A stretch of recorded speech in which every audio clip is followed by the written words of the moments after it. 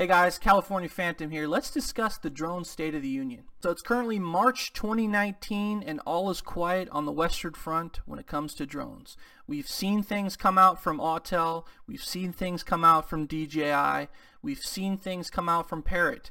But for many months now, since CES, which really hasn't demonstrated anything, we haven't seen anything. So I know many of you DJI fanboys are going to hate this part, but we're going to talk about the Mavic 2. So the Mavic 2 Zoom, the Mavic 2 Pro dropped to much mixed results. I think this represents the very first drone in a failed concept that DJI tried to produce. They claimed the Hasselblad system, they claimed the zoom feature.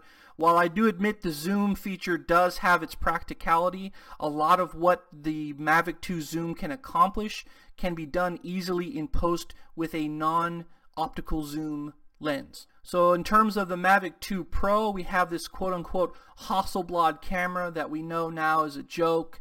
The camera quality does not even coincide with a drone that's several years older in the Phantom 4. We have this foldable drone desperately trying to be a higher quality drone found in a larger drone, but I think ultimately once we hold it up to scrutiny, we realize that this is a failed concept. We understand that this is a failed concept because we have brands like Autel Evo, which produce 60 frames and in my opinion a superior quality picture. While I will admit, if you compare the Mavic 2 to the Autel Evo picture by picture on a large 4K television, you may see subtle differences with that Evo versus the Mavic 2, but realistically we're creating YouTube videos, we're creating pictures, we're viewing videos on our mobile phones.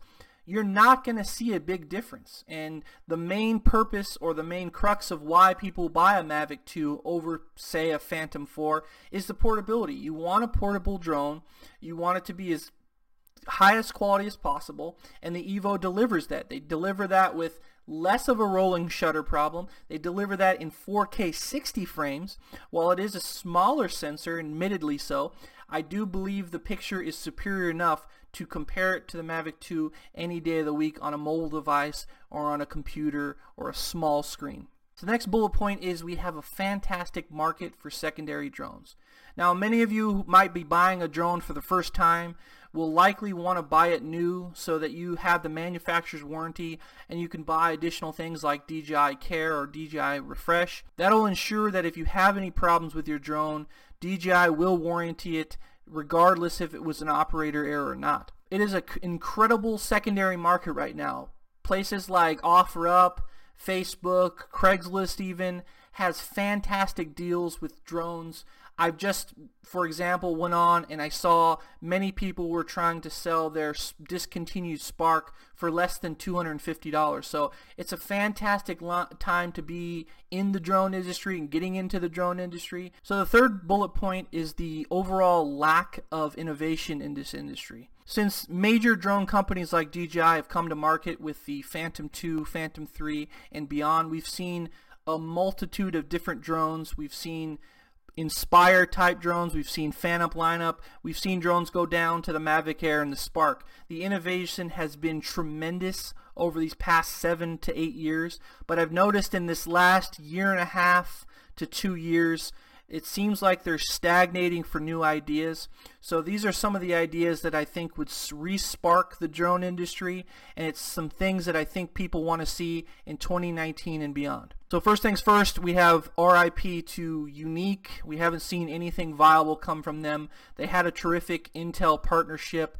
They seemed very, very poised to make a big run in the drone industry, but they seem to fizzle out. I think that they need to rethink their strategy moving forward into 2019 into 2020. They need to come out with a brand new product, probably shelf the Typhoon H and come up with a new design altogether. So we saw Autel at CES not produce any new drones, but instead showed up with a charging hub for the Autel Evo. While this is a fantastic accessory that probably should have came when the drone was initially released, it was pleasant to see that they had a hub, but we're March of 2019 and we still have yet to see the hub come out. So Autel, you got to right away release that hub as soon as possible. I think this is a delay that's just unacceptable. We saw from Autel in past CES produce a 1-inch variant of the Autel Evo. It's something that everyone wants to see, and it's something that DJI attempted to produce with the Mavic 2.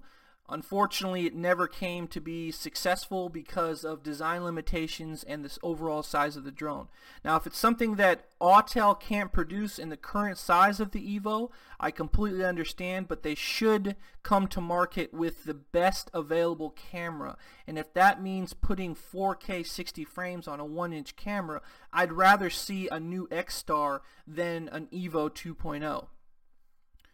I'm not saying that there's not a market for an Autel Evo 2.0, but what I'm saying is they need to broaden their horizons. You have a big divide in the drone industry in terms of quality and portability. We want portability, but we want quality. So if there's quality exists out there, we would much rather have a less portable drone, and those who want a portable drone as paramount don't necessarily care about the top quality. Autel Evo checks all of the boxes as far as portability and fantastic camera. They've already checked that box with the Evo, so in my opinion, that moving forward, they got to produce something 1-inch with 60 frames. If they have to make a larger body, make a larger body, but I'd love to see a portable drone with a true 1-inch sensor.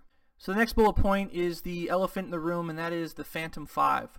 We've seen iterations of it, we've seen leaks of it through Obsidian and others, but we've yet to see a proof of concept, we've yet to see a release.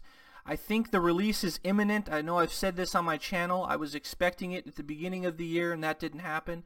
Maybe we'll see it by summer or maybe by November, but we're definitely going to see a drone with interchangeable lenses. We're going to see a semi-waterproofing drone with the Phantom 5.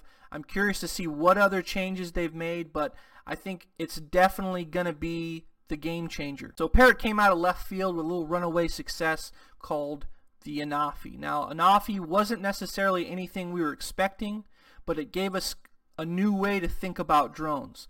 I think the design implementation allowing the camera to look completely straight up and straight down is a fantastic application for enterprise solutions, for commercial inspections, bridges, etc. And I think they need to build off of that. I think Parrot needs to possibly consider an enterprise variant, but more importantly, I think there definitely need to be some refinements in the software. So if they produce a Anafi 2.0, I would hope that they bring a better quality camera, more robust, but more importantly, software implementations that'll not plague it like this initial one did. So if I were to be able to talk to drone executives and I were to say, I need you to make this, if I represented the drone community, I would recommend this one thing. I don't necessarily know where this concept come from, but I think it's fantastic. We have gimbal operated cameras with the Pocket Osmo, with the regular Osmo, we have Ronin type systems, and we have drones. Now, these systems often don't integrate fully. You have to use LUTs, you have to use presets to be able to match one filter to another filter, and it's slightly complicated, but for the YouTuber, for the somebody who's producing very quick videos, very quick edits, I think they can make one master unit. So what I mean by this, DJI, Parrot, Autel, if you're listening, we need to develop a drone that can disconnect the camera unit and put it on a standalone gimbal. Now, we almost saw this iteration with GoPro's failed Karma unit, but I don't believe they truly implemented that correctly. I think the heaviest part of the gimbal, the handheld gimbal, is the battery system, and that whole battery system slid inside the Karma, and I believe that it's just not a decent design implementation. It's something on the right track, but I don't believe it's quite there yet. I'm more referring to a situation like the Autel X-Star, where you can disconnect it and slide just the camera unit out and slide it and snap it onto a handheld gimbal. I'm not exactly sure how that would look, but if you can design a camera system that just disconnects the camera and connects it onto a handheld gimbal, you would be a runaway success no matter what company does it. So I'm sure you're following other YouTubers that are in the drone industry, and you're seeing a lot of these parachute systems that are coming out. Now, a lot of this is sponsored and a lot of this is pushed through the FAA, but I do believe that it's a fantastic addition. I know the FAA is currently working on deregulating the drone industry, which is fantastic. Unfortunately, the unsettling trend is that as the FAA deregulates the drone industry, we have problems with cities and states regulating the drone industry. Some of the worst laws to come out of the drone industry is happening in Canada, California, and New York. So I think these parachute systems is a great addition to have with these drones. The next logical progression would be the FAA to allow flights over people, to be able to get waivers for that, but more importantly, to have flights beyond visual line of sight. If we have systems in place where if the drone for whatever loses disconnects from the controller, it automatically engages that parachute and safely lands, it creates a safer environment and more of an argument to be made for the FAA to allow such flights. And that's pretty much it, guys. I hope you enjoyed this video. Please hit that like down below, subscribe if you haven't already, and hit that notification bell so I can notify you guys when I produce another video.